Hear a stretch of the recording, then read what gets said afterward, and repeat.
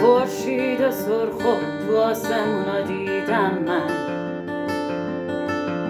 با نفسای گرمم بهمون رسیدم من، اما گوشش شدم باهاش رقصیدم من، سیر نمی شدم از آن وجود گرمش من، درد بر استخوان‌های من رسیده بود، می سوختم اما مرا همین بس بود.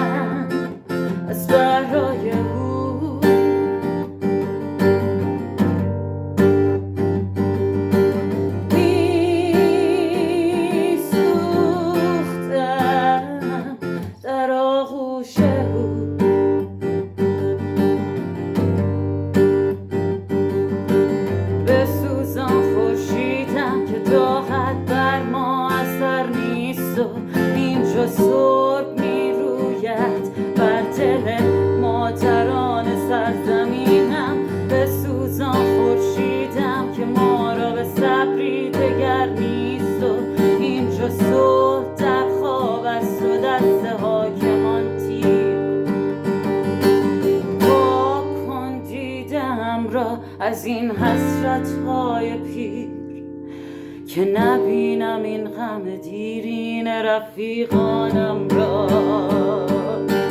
وا کن دیدم را از این حسرت‌های پیر که نبینم این غم دیرین رفیقانم را.